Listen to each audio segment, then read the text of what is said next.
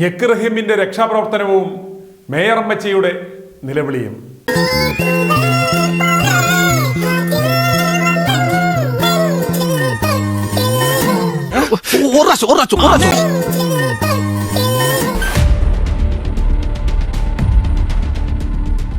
Mayor Yadu വിഷയത്തിൽ അന്തംകമ്പനി മേയറുടെയും അന്തംകമ്പനി നേതാക്കളുടെയും മാനം കളഞ്ഞ ഡ്രൈവർ യദുവിനെ എങ്ങനെയും പൂട്ടുക എന്ന ലക്ഷ്യത്തോടെ അവർ നടത്തുന്ന നാറിയ പണികൾ തുടരുകയാണ്. അതിൻ്റെ ആദ്യപടി എന്ന നിലയിൽ യദുവിൻ്റെ ഡ്രൈവിംഗ് ലൈസൻസ് സസ്പെൻഡ് ചെയ്യുവാനുള്ള നീക്കം തുടങ്ങിക്കഴിഞ്ഞു. യദുവിന് മറ്റ് സ്വകാര്യ സ്ഥാപനങ്ങൾ മികച്ച ശമ്പളത്തിൽ ഡ്രൈവർ ജോലി വാഗ്ദാനം ചെയ്ത സാഹചര്യത്തിൽ യദു ഡ്രൈവർ തസ്തികയിൽ പോലും ജോലി ചെയ്ത് ജീവിക്കരുത് എന്ന ലക്ഷ്യത്തോടെയാണ് ഈ കിരാത നടപടി. എന്നാൽ കഴിഞ്ഞ ദിവസം നിറയെ ആൾക്കാരുമായി പോയ ഒരു KSRTC ബസ്സിൽ ഓടുന്ന വണ്ടിയിൽ ഡ്രൈവറോട് സംഭാഷണം നടത്തി അത് ഷൂട്ട് ചെയ്ത് ഏഷ്യനെറ്റ് സംപ്രേഷണം ചെയ്തിരുന്നു. ഇത് വണ്ടി ഓടിക്കുന്നതിനിടയിൽ ഒരു ഫോൺ വിളിച്ചു. അത് വലിയ കുറ്റമായി പോയി എന്ന് കണ്ടെത്തിയ പോലീസുകാരും KSRTCയും ഇതൊന്നും കണ്ടില്ല. ചൂടല്ല, ഇതങ്ങ് അവിയുവാ, ശരീരമൊക്കെ അങ്ങ് നേരിപ്പോഞ്ഞ്. വെയിലിന്റെ ചൂടല്ലല്ലോ, വെയിലില്ലെങ്കിലും ഭയങ്കര നീറ്റില്ല. എന്തെങ്കിലും മുൻകരുതലുകൾ സ്വീകരിക്കുന്നുണ്ടോ നമ്മുടെ ഈ ഡ്യൂട്ടിയുടെ ഇടയിൽ? മുൻകരുതൽ എന്തോ, നമ്മൾ വെള്ളം കൊണ്ട് കുടിക്കുക എന്നുള്ളത്, അല്ലാതെ വേറെ മുൻകരുതലൊന്നും ചെയ്യാൻ ഈ വണ്ടിയിൽ നമുക്ക് പറ്റത്തില്ല. ആളുകളൊക്കെ കയറുന്നുണ്ട് ചൂടായതുകൊണ്ട്? ആളുകൾ കുറവാ പൊതുവെ ചൂടിന്റെ പ്രധാനമായിട്ട്. ചൂടിൻ്റെത് ഞായറാഴ്ച ആയതുകൊണ്ട് പിന്നെ ഒട്ടും ഇറങ്ങത്തില്ല. അതുപോലെ ആളുകളെ കുത്തി നിറച്ച് കയറ്റിയ ഡബിൾ ഡെക്കർ ബസിന്റെ കന്നിയാത്രയിൽ ഗതാഗത വകുപ്പ് മന്ത്രി മാധ്യമപ്പടയുമായി സംഭാഷണം ലൈവായി നടത്തിപ്പോയതും കുറ്റകരമല്ല. അതിന് യാതൊരു കുഴപ്പവുമില്ല. അതുപോലെ കള്ളന്മാർ തിന്നാൻ വേണ്ടി നടത്തിയ നവകേരള യാത്രയ്ക്ക് മുന്നോടിയായി ഗണേഷ് കുമാർ വലിയ ബസ് ഓടിച്ച് മാധ്യമപ്രവർത്തകരുമായി ഇന്റർവ്യൂ നടത്തിയതിനൊന്നും യാതൊരു കുഴപ്പവുമില്ലായിരുന്നു. പിന്നെ എനിക്ക് വലിയ നല്ല പരിചയമില്ല. ഓടിക്കാത്ത വണ്ടി ഏതാ? പ്ലെയിൻ ഓടിച്ചാളാ, ഇനി ട്രെയിനൂടെ ഓടിക്കാനുള്ളൂ. അതെങ്ങനെ ഒപ്പിക്കാന്ന് ആലോചിച്ചിരിക്കുക. ഇപ്പോൾ ഇതാ യദുവിൻ്റെ ലൈസൻസ് കട്ട് ചെയ്യാൻ പോവുകയാണ്. അതുപോലെ രക്ഷാപ്രവർത്തനത്തിന് പേര് കേട്ട ഏത് തിരക്കിനിടയിലും ലക്ഷ്യം തെറ്റാതെ ഞെരടി രക്ഷാപ്രവർത്തനം നടത്തുന്ന റഹീമും ആര്യയുടെ രക്ഷയ്ക്കെത്തി. പക്ഷേ നാട്ടുകാർ ഈ പൂച്ചാട്ടിയെ കണ്ടം വഴി ഓടിച്ചു.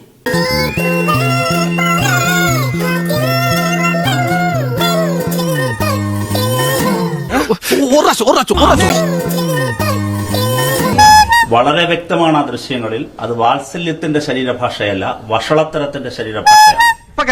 അല്ലെങ്കിൽ പിള്ളേച്ചൻ നുണ പറയുന്നതായിരിക്കും. യദുവിനെ ഇവർ സംഘം ചേർന്ന് ആക്രമിക്കും തോറും യദുവിന് പൊതുജനങ്ങളുടെ പിന്തുണ ഏറി വരികയാണ്. യദുവിന് പിന്തുണ അറിയിച്ചുകൊണ്ട് ITV ന്യൂസ് റിയാക്ട് ഫോർ റൈറ്റിലേക്ക് വിളിച്ച പ്രേക്ഷകരുടെ പ്രതികരണം കേൾക്കുക. എൻ്റെ പേര് ഫിലിപ്പ് തോമസ് എന്നാണ്. ഞാൻ US നിന്നാണ് വിളിക്കുന്നത്. ഇപ്പോഴത്തെ ഈ മേയറുടെ പ്രശ്നങ്ങളൊക്കെ കേട്ടപ്പോൾ ഞാൻ ഒരു കാര്യം ഓർത്തു പോവുകയാണ്. ഞാൻ നാട് വിട്ടിട്ട് 10-40 വർഷമായി. നാട്ടിലെ വലിയ കാര്യങ്ങളൊന്നും എനിക്കറിയത്തില്ല. ഇപ്പോൾ ഈ സോഷ്യൽ മീഡിയയും ഇൻ്റർനെറ്റും സ്മാർട്ട് TV ഒക്കെ വന്നപ്പോൾ യൂട്യൂബും ഒക്കെ കാണാൻ തുടങ്ങി. അങ്ങനെയാണ് കുറേ വിവരങ്ങളൊക്കെ കിട്ടുന്നത്. അപ്പോൾ ഞാനൊരിക്കൽ ഒരു 3-4 വർഷം മുമ്പാണ് അമേരിക്കയിൽ നിന്ന് നാട്ടിലേക്ക് വരുവാണ്. നമ്മുടെ ദുബായ് എയർപോർട്ടിൽ വെച്ച് ഒരാളെ കാണുന്നു. എനിക്കൊരു തോന്നൽ, ഞാനോട് TV മറ്റോ കണ്ടതല്ല, നേരിട്ട് കാണാൻ സാധിക്കും. ഈ മനുഷ്യനെ നല്ല പരിചയമുണ്ടല്ലോ, ഏതാണെന്ന് എനിക്ക് അങ്ങോട്ട് ഫിഗർ ഔട്ട് ചെയ്യാൻ പറ്റുന്നില്ല. ഉടനെ ഞാൻ അദ്ദേഹത്തോട് ചോദിച്ചു, കണ്ടു നല്ല പരിചയമുണ്ട്, നിങ്ങൾ ആരാണ്?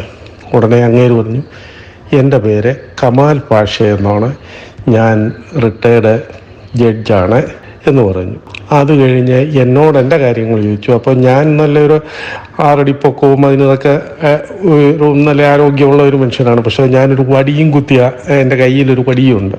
അതെനിക്ക് ഇടയ്ക്കിടയ്ക്ക് നടുവിനൊരു വേദന വരും. അതിനൊരു താങ്ങായിട്ടാണ് ഇത് ഉപയോഗിക്കുന്നത്. അപ്പോൾ പുള്ളി എന്നോട് ആ കാര്യങ്ങളെക്കുറിച്ച് ചോദിച്ചു.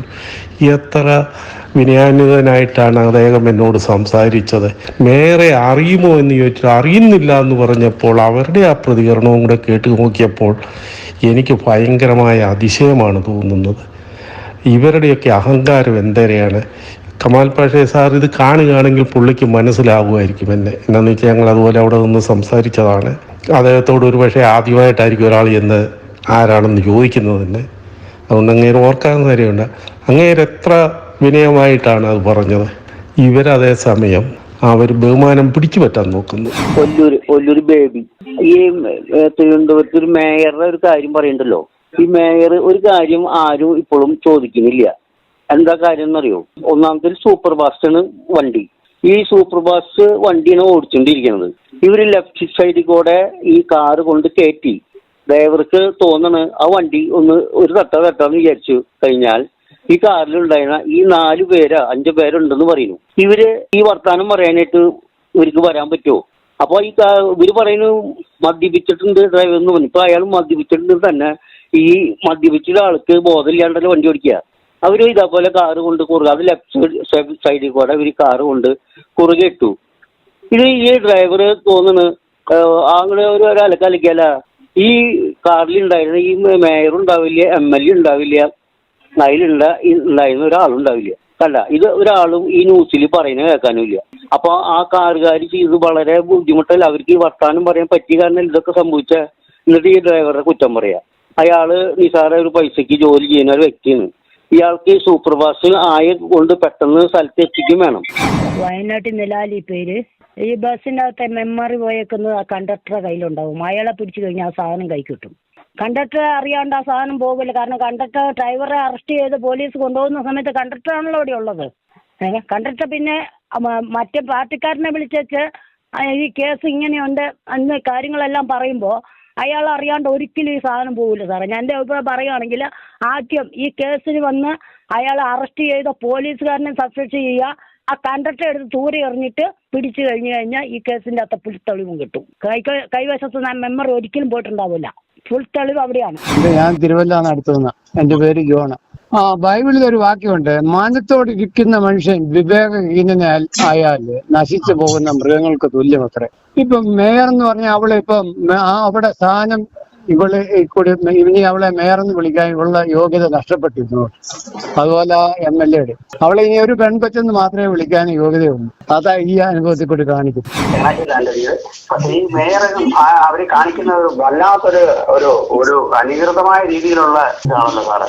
സാറൊക്കെ ഇതൊക്കെ വെളിച്ചത്ത് കൊണ്ടിരുമ്പം സാറിനെയൊക്കെ കുടിക്കണം. കാരണം അതിനകത്ത് നിങ്ങളെ പോലുള്ളവരൊക്കെ ഉണ്ടെന്നുണ്ടെങ്കിലുള്ള ഈ നാട് നന്നാകത്തുള്ളൂ. നമ്മളിപ്പോ ഈ നാട് ഈ പിശാചിന്റെ നാടായിരിക്കും. അപ്പൊ അതുകൊണ്ട് അതിനെ അവർക്ക് മേടിച്ചു കൊടുക്കാൻ ശിക്ഷ മേടിച്ചു കൊടുക്കണം. അതിനകത്തൊന്നും ഒരു ഇതും വെക്കരുത്. എനിക്കിപ്പോ 65 വയസ്സുണ്ട്. ഞാനൊരു 16 വയസ്സിൽ ഞാൻ CPIക്കകത്ത് ഞാൻ വന്ന ഒരു വ്യക്തിയാണ്. സാറിനെ ഇതൊക്കെ സൂക്ഷിക്കണം. കാരണം നിങ്ങൾ ഈ ചാനലിൽ ഇപ്പൊ തുറന്നിട്ട് ഇങ്ങനെ കൊണ്ടുവരുന്നു. അത് തന്നെ ഒരു വലിയൊരു ദൈവകാരുണ്യമാണ്. നമ്മുടെ മനസ്സിനകത്ത് വിഷമമുണ്ട്. അതുകൊണ്ടൊക്കെയാണ് ഈ പറയുന്നത്. സാർ, ഞാൻ ഷിബുവാണ്. ഞാൻ വർക്കല വിളിക്കുന്നതാണ്. നിങ്ങളുടെ ചാനൽ ഞാൻ സ്ഥിരമായിട്ട് കാണുന്നുണ്ട്. സാർ ഒരു രാഷ്ട്രീയത്തിലും ഉൾപ്പെടുന്ന ഒരാളെന്നുള്ള ഒരു വ്യക്തിപരമായിട്ട് ഞാൻ വിളിക്കുന്നത്. നമ്മൾ ഒരു രാഷ്ട്രീയത്തിലുള്ള ആളല്ല സാറേ. എന്നാൽ ഇതൊരു വലിയ കഷ്ടമായി പോയി ഈ യദുവിന്റെ കാര്യം എന്ന് പറയുന്നത്. സാറേ, ഇങ്ങനെ ചെയ്യുന്നവരെ നമ്മൾ ചെയ്യുന്നത് വെറുതെ നമ്മൾ ഇങ്ങനെ ആളെ കൊണ്ട് പറഞ്ഞൊരു കാര്യമില്ല. ഇപ്പൊ തന്നെ കണ്ടില്ല മറ്റേ ചെമ്മന്നൂർ ബോബി ആ സൗദി കിടന്നതിന് വേണ്ടി ഇത്രയും പൈസ പിരിച്ചില്ല സാറേ. അതുപോലെ നമ്മൾ വിചാരിച്ചതിന് കുറച്ച് പൈസ പിരിച്ച് ഒരു നല്ല വക്കീലിനെ വെച്ച് ഇവരെയൊക്കെ പിടിച്ച് അകത്താക്കളെ ഒരു ഫോൺ വഴി കാണാൻ പറ്റും സാറേ. അതല്ലേ ഇതിന് വേണ്ടത്. ഇത് ഇപ്പൊ തന്നെ സിദ്ധാർത്ഥിന്റെ കാര്യം, യവന്റെ കാര്യം ചെയ്തിട്ട് കള്ളം പറയുന്നതിന് അവർക്ക് ഒരു നാണവുമാനൊന്നും അവരത് അതേ ചെയ്യുള്ളൂ. അത് ഇന്ന രാഷ്ട്രീയക്കാരത് എല്ലാ രാഷ്ട്രീയക്കാരതും ഇല്ല. എല്ലാവരും ഈ 3 പേരും ഇതൊരു നിഷ്പക്ഷമായിട്ട് നമ്മളൊരു നല്ല വക്കീലിനെ വെച്ചിട്ട് എല്ലാ കാര്യവും സഹായം ഞാൻ ചെയ്യാം സാറേ.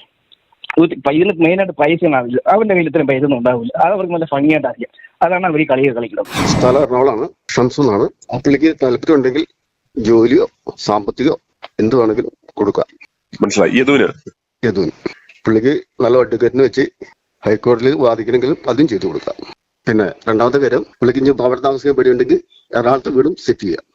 വല്ല ഫീസിന് എന്തെങ്കിലും ഉണ്ടെങ്കിൽ അതും സെറ്റ് ചെയ്ത് കൊടുക്കാം. സകല സപ്പോർട്ടും ചെയ്തു കൊടുക്കും. തൊഴിലില്ലെങ്കിൽ തൊഴിൽ വേണം, തൊഴിൽ കൊടുക്കും. ഒരു പുള്ളി വിളിച്ച് കലാമെന്നോ എന്റെ പേരെന്താ, അവനൊരു കോൺഗ്രസ്സുകാരനും അല്ല, തർക്കാണ് ദോഷക്കാരനാണ്. ഞാൻ അതുകൊണ്ടല്ല അവനെ മാറ്റി വിട്ടത്. അവന്റെ കോൺഗ്രസിന്റെ അവന്റെ ഡിസ്ട്രിക്റ്റും വാർഡും പറഞ്ഞാൽ നമുക്ക് കൃത്യമായിട്ടും തപ്പുകയും ചെയ്യാം, എടുക്കുകയും ചെയ്യാം. ഞാൻ തപ്പി എടുത്തു കഴിഞ്ഞു. പിന്നെ അവനെ കൂടുതൽ കൊല്ലണ്ടാന്ന് കരുതിയ ആൾക്കാർക്ക് കേൾക്കുന്നവർക്ക് മനസ്സിലാവല്ലോ.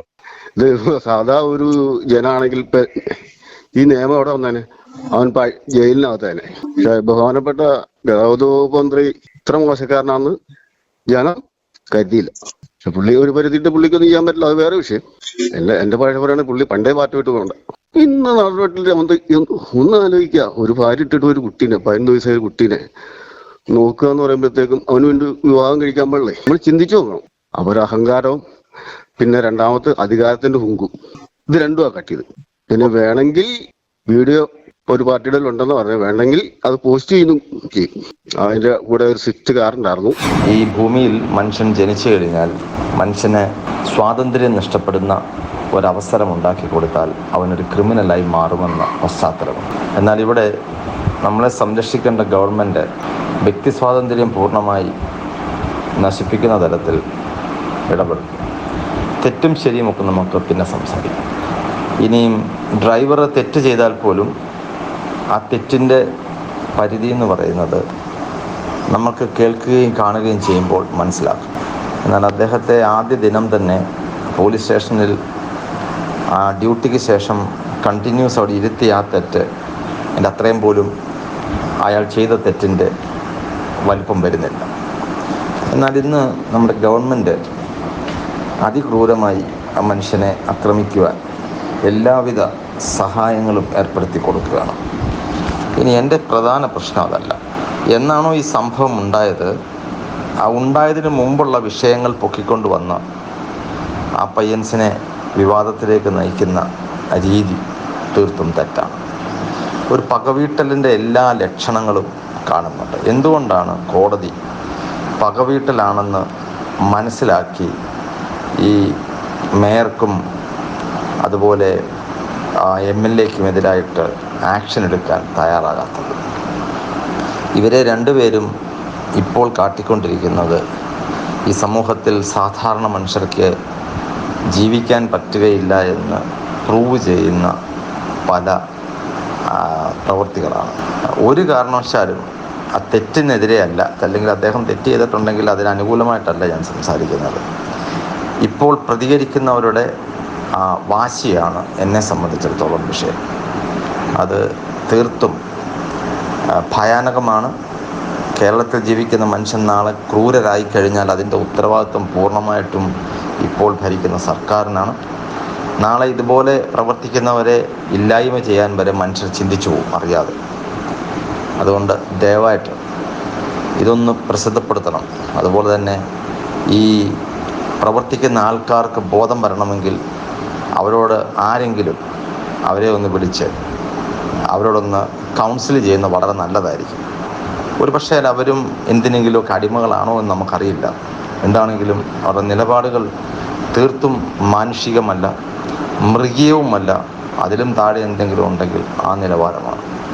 ദയവായിട്ട് ഈ മേയറോടും MLAയോടും എനിക്ക് പറയാനുള്ളത്, നിങ്ങൾ ഒരു സാധാരണ മനുഷ്യനെ മനുഷ്യരായി കാണുവാൻ തയ്യാറല്ല എങ്കിൽ പിന്നെ നിങ്ങൾക്ക് എങ്ങനെ ഭരണകർത്താവ് എന്ന നിലയിൽ പ്രവർത്തിക്കാൻ കഴിയും? നിങ്ങൾ ഏത് നിലവാരത്തിലായിരിക്കും നിങ്ങൾക്ക് പ്രവർത്തിക്കാൻ കഴിയുക? നിങ്ങളുടെ നിലവാരം ഈ തരത്തിലാണെങ്കിൽ ഞങ്ങൾ നിങ്ങളുടെ അടുക്കിലേക്ക് എങ്ങനെ സമാധാനത്തോടെ കടന്നു വന്ന് ഞങ്ങളുടെ പ്രശ്നങ്ങൾ അറിയിക്കാൻ കഴിയും? ഇതിനൊന്നും നിങ്ങളുടെ സൈഡിൽ നിന്ന് ഒരു ഉത്തരം ലഭിക്കുകയില്ല എന്ന് വളരെ വ്യക്തമായി മനസ്സിലാക്കിയ സ്ഥിതിക്ക് നിങ്ങൾക്കിനി തുടരാൻ കഴിയുമോ എന്നുള്ളത് ഒന്ന് ചിന്തിക്കണം. നിങ്ങൾക്ക് സ്വയം തോന്നുകയാണ്, നിങ്ങൾക്ക് തോന്നാൻ സാധ്യതയില്ല. കാരണം നിങ്ങളുടെ മാനസികാവസ്ഥ വേറെ ഒരു നിലവാരത്തിലാണ് പ്രവർത്തിക്കുന്നത്. ഇനിയും അങ്ങനെ സാധിച്ചാൽ രാജിവെച്ച് പോവുക, അല്ലെങ്കിൽ മനം മാറി ഒരു നല്ല മനുഷ്യനായി പ്രവർത്തിക്കാൻ ശ്രമിക്കുക. എൻ്റെ പേര് ഷാജി, ഞാൻ പാലായിൽ നിന്നാണ്. അബ്ദുൽ കലാം സാറിൻ്റെ പേര് സർവനാശമാക്കിയ വൈക്കംകാരനെന്നും പറഞ്ഞ് പരിചയപ്പെടുത്തി കോൺഗ്രസ്സുകാരനാണെന്ന് അവകാശപ്പെട്ട അന്തം കമ്മി സാർ അവനെ പൊളിച്ചടക്കാൻ നോക്കിയപ്പോഴേ അവൻ റഹീമിനെ പോലെ മൈക്കിട്ടിട്ട് ഓടി. കാരണം അവർക്ക് കിട്ടുന്ന കോച്ചിങ് ഇതൊക്കെ തന്നെയാണ്. അപ്പോൾ അവൻ ഓടി. അപ്പോൾ അന്തം കമ്മിയുടെ വിവരദോഷവും പാലക്കാട് നിന്നുള്ള പ്രിയപ്പെട്ട ജ്യേഷ്ഠ സഹോദരിയുടെ ആ നെഞ്ചുരുകിയുള്ള വിലാപവും ഒക്കെ കേട്ടു സാറേ. പക്ഷേ സാറേ, ഞാൻ ചോദിക്കുന്നത് ഇതുകൊണ്ട് എന്ത് പ്രയോജനം? സാറിൻ്റെ സമയം പോകും, എൻ്റെ സമയം പോകും എന്നുള്ളത് എന്ത് പ്രയോജനം സാറേ? കാരണം നമ്മൾ കണ്ടു നിയമസഭ തല്ലിത്തകർത്ത കശ്മല ഇപ്പോൾ നമ്മളെ 4 അക്ഷരം കൂട്ടി വായിക്കാൻ അറിയാൻ മേലാത്ത മന്ത്രിയായിട്ട് ഭരിക്കുകയാണ് കുട്ടി. അതുപോലെ തന്നെ ഇപ്പോൾ ഭരിച്ചിട്ടിറങ്ങിപ്പോയ 1, 2, 3 കൊലപാതകം വിളിച്ചു പറഞ്ഞ കൊടും ക്രിമിനൽ നമ്മളുടെ നാട് ഭരിച്ചു സാറേ, ഇല്ലേ? അയാളെ അറസ്റ്റ് ചെയ്ത പോലീസുകാരനെ ഉദ്യോഗസ്ഥനെ കൊണ്ട് തന്നെ അയാളെ സല്യൂട്ട് ചെയ്യിപ്പിച്ചതാണ് പിണറായിസം എന്ന് പറയുന്ന രാഷ്ട്രീയം. അപ്പോൾ സാറേ അതുപോലെയല്ലേ ഈ ലൈംഗികതയുടെ തീവ്രത? ഇവിടെയും സത്യത്തിൽ ശ്രീമതിയെ കൊണ്ടുവന്ന് ഈ കാണിച്ച ചേഷ്ടയുടെ തീവ്രത അളർന്നിട്ട് എങ്ങനെ കേസ് കൊടുക്കണമെന്ന് തീരുമാനിക്കുകയല്ലേ സാറേ വേണ്ടത്, അവരുടെ പാർട്ടിയുടെ ലൈൻ അനുസരിച്ച്. അത് സാറേ ഈ പറയുന്ന കുശാഗ്ര ബുദ്ധികളെ, അതായത് നാറിപ്രയോഗം നടത്തുന്ന ഉന്നതനായ നേതാവും 1, 2, 3 ഈ കൊലപാതകത്തിൻ്റെ ഉപജ്ഞാതാവും അതുപോലെ ഈ നിയമസഭ തല്ലിത്തകർത്ത് ഹീറോ ആയിട്ട് ഇന്നും ഭരിക്കുന്നവനെയൊക്കെ കണ്ടു വളർന്ന് ആ ആകർഷണീയതയിൽ വളർന്നു വന്നവളാണ് സാറേ ഈ ആര്യ എന്ന് പറയുന്ന ഓമനപുത്രി. അല്ലാതെ ഇവരാരും AKGനെയോ ഇതിൻ്റെ കമ്മ്യൂണിസത്തിൻ്റെ പഴയകാല ചരിത്രമോ നമ്മളുടെ പുന്നപ്പറ വയലാറോ ഒന്നും പഠിച്ചിട്ട് അതിലാകർഷരായി വന്നവരുടെ തലമുറ കഴിഞ്ഞു സാറേ. ഇത് പിണറായിയുടെ പരനാറിപ്രയോഗത്തിൽ ആകർഷകരായിട്ട് വന്നിട്ടുള്ള യുവജനതയാണ് സാറേ ഈ പറയുന്ന സച്ചിനും ഈ ആര്യയും ഈ ആർഷോയും അതുപോലെ ഈ റഹീമും അതുപോലെ ഇപ്പം മന്ത്രിയായിട്ടിരിക്കുന്ന മരുമോൻ മന്ത്രിയും ഒക്കെ ഇവരാകൃഷ്ടരായത് ഈ കൊള്ളരുതായ്മയിലാണ്. അവരെ നന്നാക്കാനായിട്ട് മെനക്കെടുന്നത് തന്നെ സാറേ വലിയ ദോഷമായിട്ട് നമ്മുടെ സമയം വേസ്റ്റായിടുമെന്ന് അത് നമ്മൾ വിചാരിക്കേണ്ടത്. ഇതിന് ബദലാകാൻ ഇവിടുത്തെ കോൺഗ്രസിനോ ഇവിടുത്തെ BJPക്കോ ഒന്നും സാധിക്കില്ല. അവർ അങ്ങോട്ടും ഇങ്ങോട്ടും ചാക്കിട്ട് ഈ കൊള്ളരുതാഴികളെയാണ് അങ്ങോട്ടും ഇങ്ങോട്ടും കൈമാറി പിടിച്ചുകൊണ്ടിരിക്കുന്നത്. അപ്പോൾ സാറേ ഇവിടെ ചർച്ചയാവേണ്ടത് ഇവിടെ ഒരു പുതിയ നല്ല രാഷ്ട്രീയം, നല്ല സംശുദ്ധമായ രാഷ്ട്രീയത്തിന് ഹോപ്പുണ്ടെന്നുള്ളതാണ്. പക്ഷെ അത് നമ്മളെല്ലാം പ്രതീക്ഷിച്ച് 2020 കണ്ടു. പക്ഷേ ആ ട്രോജൻ കുതിരയുടെയും കഥ നമ്മൾ പുറത്തു വന്നു.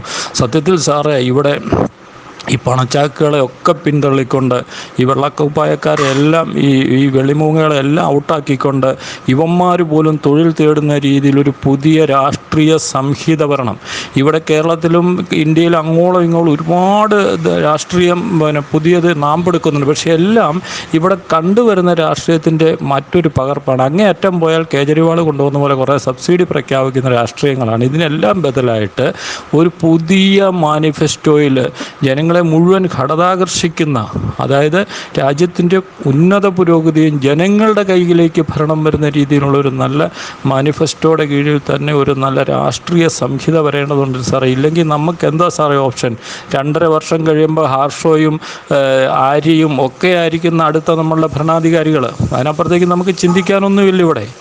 അതുകൊണ്ട് ഈ ചർച്ചയെ ഒരു നല്ല രാഷ്ട്രീയ സംഹിതയ്ക്ക് ഉതകുന്ന രീതിയിൽ ഇപ്പോൾ കുറേയേറെ തൊഴിൽ നഷ്ടപ്പെടാൻ പോകുന്നവർ, PSC ജയിച്ചവർ തിരുവനന്തപുരത്ത് കെട്ടിക്കിടക്കുകയാണ്. അവർക്ക് തന്നെ ആദ്യം തന്നെ അവർക്ക് ആശാവഹമായ രീതിയിലൊരു മാനിഫെസ്റ്റോ മുന്നോട്ട് വെച്ചുകൊണ്ട് തന്നെ നമ്മൾ മുന്നോട്ട് വരുന്ന നല്ലൊരു രാഷ്ട്രീയ സംഹിതയ്ക്ക് രൂപം കൊടുക്കണം സാറേ.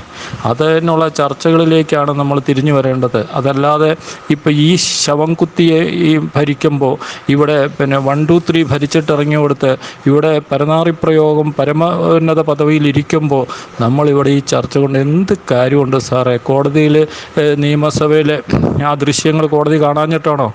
പക്ഷെ കോടതിയുടെയും കയ്യും കാലും കെട്ടിക്കിടക്കല്ല. ഇവിടുത്തെ നിയമസംഹിത തന്നെ അങ്ങനെയല്ല സാറേ കിടക്കുന്നത്. അപ്പോൾ ഇതിനൊക്കെയുള്ള ശാശ്വത പരിഹാരത്തിലേക്ക് ജനങ്ങളെ കൊണ്ടുവരുന്നുള്ള നല്ലൊരു ചർച്ച സാറിൻ്റെ ഈ ചാനലിലൂടെ തുടങ്ങി വെക്കും എന്നാണ് ഞാൻ പ്രതീക്ഷിക്കുന്നത് സാറേ. അതുപോലെ തന്നെ ഈ പെൺകുട്ടി പറയുന്നു ഈ ഡ്രൈവർ ലൈംഗിക ചേഷ്ട കാണിച്ചു എന്ന്. ഇവർ പുറകെ വണ്ടി ഓടിച്ചു വരുവാണ്, റോങ് സൈഡിൽ കൂടെ ഇവർ കയറി വരുന്നത്. ഇപ്പോഴൊന്നും ഈ ഡ്രൈവറുമായിട്ട് അവർക്ക് ഒരു അഭിമുഖത്തിന് മുഖാമുഖം കാണുന്നതിനുള്ളൊരു അവസരം തന്നെ ഇല്ല എന്നുള്ളത് സത്യസന്ധമായ കാര്യമാണ്. ഇനി പോട്ടെ, ഇയാൾ എന്ത് ലൈംഗിക ചേഷ്ടയാണ് സാറേ കാണിക്കുന്നത്? അയാൾ ഗിയറെ പിടിച്ച് കുലുക്കുകയും തിരിക്കുകയും ചെയ്യുന്നൊക്കെ ഈ പെൺകുട്ടി സ്വപ്ന ദർശനത്തോടെ കണ്ടോ? അത് ലൈംഗികത ആയിട്ട് അവർക്ക് തോന്നിയോ? അയാൾ ചിലപ്പം ഈ ബലൂൺ പോലിരിക്കുന്ന ഹോണിൽ ഹോണടിച്ച് കാണും, അത് ചിലപ്പോൾ അവർക്ക് ലൈംഗിക ചേഷ്ടയായിട്ട് തോന്നിക്കാണും. കാരണം ആ പെൺകുട്ടി സത്യത്തിൽ ആ മനുഷ്യൻ എന്തൊക്കെ കാണിച്ചിട്ടുണ്ടോ അതെല്ലാം ലൈംഗിക ചേഷ്ടയായിട്ട് തോന്നണമെങ്കിൽ ആ പെണ്ണ് തീർച്ചയായിട്ടും ലൈംഗിക അരാജകത്വം അനുഭവിക്കുന്നുണ്ടെന്നുള്ളത് സത്യം. കാരണം മഞ്ഞപ്പിത്തംകാരൻ നോക്കുന്നെല്ലാം മഞ്ഞച്ചെല്ലായിരിക്കുള്ളൂ. ഈ ആര്യ എന്ന് പറഞ്ഞ പെണ്ണും ഈ MLA സച്ചിനും ഒക്കെ ലൈംഗിക അരാജകത്വം അനുഭവിക്കുന്നത് കൊണ്ടാണ് സാറേ ആ ഒരു പോയിന്റിൽ കയറി പിടിച്ചിരിക്കുന്നത്. അവരുടെ വീക്ക്നെസ്സാണത്. അതൊക്കെയാണ് നമ്മൾ ചർച്ചയാക്കേണ്ടതെന്ന് എനിക്ക് തോന്നുന്നല്ലോ സാറേ. ഈ ആര്യ രാജേന്ദ്രൻ എന്ന് പറയുന്ന മേയർ സ്വന്തം ഓഫീസിലെ ജോലിക്കാരെ പോലും ശരിക്കും നിലനിർത്താൻ അറിയാൻ വയ്യാത്തതും ഓഫീസിൽ എന്തെല്ലാം തരികിടകൾ നടന്നുവെന്നുമുള്ള കാര്യം നമുക്കറിയാവുന്നതാണ്. സ്വന്തം ഓഫീസിൽ നിന്ന് ലെറ്റർ ഹെഡിൽ സീലോടുകൂടി സൈനോടുകൂടി പുറത്തിറങ്ങിയ ലെറ്റർ എനിക്കറിയില്ല എന്ന് പറഞ്ഞതും ആ ഓഫീസിലെ അതിൻ്റെ വ്യാജ എന്താണെന്ന് കണ്ടുപിടിക്കാൻ പോലും കഴിവില്ലാത്ത ഒരു ജോലിക്ക് സർക്കാർ ശമ്പളം കൊടുക്കുന്ന ഒരു വ്യക്തിയാണ് തിരുവനന്തപുരം മേയർ എന്ന് പറഞ്ഞ ആര്യ. അവരുടെ തെറ്റ്, ബസ്സിൻ്റെ ഡ്രൈവറുമായിട്ടുള്ള തെറ്റുകളെക്കുറിച്ച് പറഞ്ഞാൽ, ആ പട്ടം തൊട്ട് പോയ ആ വഴിയിൽ സൂപ്പർ ഫാസ്റ്റിനെ ഓവർടേക്ക് ചെയ്യാൻ ശ്രമിച്ച ഒരു വ്യക്തി, ഏത് കാറായാലും, എൻ്റെ കാറായാലും നിങ്ങളുടെ കാറായാലും ആരുടെ കാറായാലും, അതിനെ ഓവർടേക്ക് ചെയ്യാൻ പോയാൽ ആ ഓവർ സ്പീഡിന് വേണ്ടി അവരുടെ പേരിൽ ഓവർ സ്പീഡിന് വേണ്ടി കേസെടുക്കാവുന്നതാണ്. ഒന്ന്. രണ്ടാമത്, ടൗണിലെ സ്പീഡ് ലിമിറ്റ് എല്ലാവർക്കും അറിയാവുന്നതാണ്, അതാത് സ്ഥലങ്ങളിൽ എഴുതിയിട്ടുണ്ട്. ആ സ്പീഡിനേക്കാൾ കവർ ചെയ്ത് ഓവർടേക്ക് ചെയ്ത് ഈ സൂപ്പർ ഫാസ്റ്റിന് അതിൻ്റെ സ്പീഡ് എത്രയാണെന്നും എല്ലാവർക്കും അറിയാവുന്നതാണ്. അതിനെ ഓവർടേക്ക് ചെയ്ത് സൂപ്പർ ഫാസ്റ്റിനെ ഓവർടേക്ക് ചെയ്യാൻ ശ്രമിച്ച് ആ വ്യക്തി, ആ മേയറുടെ ഡ്രൈവറുടെ പേരിൽ കേസ് എടുക്കേണ്ടത് അത്യന്താപേക്ഷിതമാണ്. രണ്ടാമതായിട്ട് പറയാനായിട്ട്, ലെഫ്റ്റ് സൈഡിൽ കൂടെ ഓവർടേക്ക് ചെയ്തത് നമ്മളെല്ലാവർക്കും കാണാവുന്ന, ഈ അരിയാഹാരം കഴിക്കുന്നവരും കണ്ണിന് കാഴ്ചയുള്ളവർക്കും അറിയാവുന്ന കാര്യമാണ്. അടുത്തത്, സീബ്ര ക്രോസിൽ ഒരു കാരണവശാലും ഒരു പാസഞ്ചർ, ഒരു കാൽനടക്കാരൻ പോവുകയാണെങ്കിൽ അവിടെ വണ്ടി നിർത്തി അവരെ കടത്തിവിടേണ്ടതാണ്. എന്നാൽ ആ സീബ്ര ക്രോസിൽ വണ്ടി ട്രാൻസ്പോർട്ട് ബസ്സിന് വിലങ്ങിയിട്ട് അത് തടഞ്ഞത് ഏറ്റവും വലിയ ശിക്ഷാർഹമായ കേസാണ്. അടുത്തത്, സീബ്ര ക്രോസ് കഴിഞ്ഞാൽ ട്രാൻസ്പോർട്ട് ബസ് തടഞ്ഞ് യാത്രക്കാരുടെ അനുവാദം, യാത്രക്കാരുടെ സൗകര്യം, അവരുടെ സ്വാതന്ത്ര്യത്തെ തടസ്സപ്പെടുത്തുന്നതും അത് വളരെ ശിക്ഷാർഹമായ ഒരു കാര്യമാണ്. ഗവൺമെൻറ് ജോലിക്കാരുടെ ജോലിയെ തടസ്സപ്പെടുത്തുക, അതിലിരിക്കുന്ന യാത്രക്കാരെ അസഹ്യപ്പെടുത്തുക, ഇതൊക്കെ എന്ന് പറയുന്നത് വലിയ ശിക്ഷാർഹമായ കാര്യമാണ്. അടുത്തതായിട്ട് പറയാനുള്ളത്, യാത്രക്കാരെ വഴിയിലിറക്കി വിട്ടു. MLA അല്ല, ഇന്ത്യൻ പ്രസിഡൻ്റ് ആയാൽ പോലും യാത്രക്കാരെ വഴിയിലിറക്കി വിട്ട് അവരെ മാർഗതടസ്സം ഉണ്ടാക്കുവാൻ ഒരു വ്യക്തിക്കും ഇന്ത്യയിൽ അവകാശം ഇല്ലാത്തതാകുന്നു. പിന്നെ രാത്രിയിൽ പുറകിൽ കൂടെ വരുന്ന വണ്ടിയിൽ ട്രാൻസ്പോർട്ടിലെ ഡ്രൈവർ ചേഷ്ട കാണിച്ചു എന്ന് പറയുകയാണെങ്കിൽ അത് കമ്മീഷനെ വെച്ച് കമ്മീഷൻ അത് തെളിയിക്കുവാണെങ്കിൽ അദ്ദേഹത്തിന് ഒരു മെഡൽ കൊടുക്കേണ്ടതാണ്, ഒരു അവാർഡ് കൊടുക്കേണ്ടതാണ്. തന്നെയുമല്ല, ഈ ഒരു ട്രാൻസ്പോർട്ട് ബസ്സിലെ ഒരു ഡ്രൈവർ കാണിക്കുന്ന ചേഷ്ടകൾ ഒരു കാരണവശാലും കാറിൽ പോകുന്നവർക്ക് കാണാൻ സാധിക്കുന്നതല്ല. തന്നെയുമല്ല, അത്രയും പൊക്കത്തിലിരിക്കുന്ന ഒരു വ്യക്തി കാറുമായിട്ട് ഏകദേശം 6 അടി പൊക്കത്തിൽ വ്യത്യാസമുള്ള ആ വ്യക്തി കാണിക്കുന്ന ചേഷ്ടകൾ, ഡോർ അടഞ്ഞു കിടക്കുകയാണെങ്കിൽ ഒരു കാരണവശാലും അയാൾ കാണിക്കുന്ന യാതൊരു ചേഷ്ടയും ഈ കാറിൽ പോകുന്നവർക്ക് കാണുവാൻ സാധിക്കുകയില്ല. ഫ്രണ്ടിലിരിക്കുന്നവർക്ക് കാണാൻ സാധിക്കത്തില്ല. പ്രത്യേകിച്ച് ഫ്രണ്ടിലിരിക്കുന്നവർ തിരിഞ്ഞു നോക്കിയപ്പോൾ അവർ ചേഷ്ട കാണിക്കുന്നതായിട്ട് കണ്ടെന്നാണ് പറയുന്നത്. ലോകത്തിൽ ആർക്കെങ്കിലും ഇത് മനസ്സിലാകുമോ സത്യം എന്താണെന്നുള്ളത്? ആ ചേഷ്ട കാണിച്ചു എന്ന് പറയുന്നത് കോടതിയിൽ നിന്ന് ഒരു കമ്മീഷനെ വെച്ച് രാത്രിയിൽ 10 മണിക്ക് ഹെഡ്ലൈറ്റ് ഇട്ട് പോകുന്ന വണ്ടിയുടെ പുറകിൽ കൂടെയോ വരുന്ന കാറിൽ നിന്ന് ചേഷ്ട കാണിക്കുക, മുന്നിലത്തെ ഡ്രൈവർ ചേഷ്ട കാണിക്കുക, ആ വണ്ടിയുടെ മുന്നിൽ കയറി പോകുന്ന കാറിൽ ചേഷ്ട കാണിക്കുന്നത് ഒരു കമ്മീഷനെ വെച്ച് അന്വേഷിച്ചാൽ കണ്ടുപിടിക്കാൻ ഈസിയായിട്ട് സാധിക്കുന്നതാണ്. ഡ്രൈവറുടെ അപ്പന് പറഞ്ഞത് ഒരു കാരണവശാലും നിൻ്റെ അപ്പൻ്റെ വകയാണോ നിൻ്റെ അമ്മയുടെ വകയാണോ എന്ന് ചോദിക്കാൻ ഇന്ത്യയിൽ ഒരു മനുഷ്യനും അവകാശമില്ല. അവനവൻ്റെ അപ്പൻ്റെ അമ്മയ്ക്ക് പറയുന്നത് ഏറ്റവും വലിയ ശിക്ഷാർഹമായ കാര്യമാണ്. അവർ കള്ളക്കേസ് കൊടുത്തെങ്കിൽ അവരുടെ പേരിൽ കള്ളക്കേസിന് മറുകേസ് കൊടുക്കേണ്ടത് ഈ ഡ്രൈവറുടെ അവകാശമാണ്. പിന്നെ പറയാനുള്ളത്, പാവപ്പെട്ടവൻ്റെ വഴി മുടക്കി നിന്ന് അവൻ്റെ വയറ്റിപ്പഴപ്പിന് അവൻ്റെ ഭാവി നശിപ്പിക്കുന്നത് ഏറ്റവും വലിയ ഒരു ശിക്ഷാർഹമാണ്. പ്രത്യേകിച്ച് ഒരു കമ്മ്യൂണിസ്റ്റ് പാർട്ടിക്ക് ഒരിക്കലും പറയാൻ പാടില്ലാത്ത കാര്യമാണ്. മനുഷ്യൻ്റെ ഡ്രൈവറുടെ പേരിൽ മാനനഷ്ടത്തിന് കേസ് കൊടുക്കുകയാണെങ്കിൽ, ഡ്രൈവറുടെ പേരിൽ മാനനഷ്ട കേസ് കൊടുക്കുകയാണെങ്കിൽ അവർ കോടതി കയറി ഇറങ്ങി ഏതെല്ലാം രീതിയിൽ ശിക്ഷ അനുഭവിക്കാമോ അതെല്ലാം അവർക്ക് അനുഭവിക്കേണ്ടതായിട്ട് വരും. i2i News, an eye for truth. i2i News subscribe ചെയ്തിട്ടില്ലാത്തവർ ഇപ്പോൾ തന്നെ സബ്സ്ക്രൈബ് ചെയ്യുക. നോട്ടിഫിക്കേഷൻ ലഭിക്കുവാൻ ബെൽ ബട്ടണും അമർത്തുക.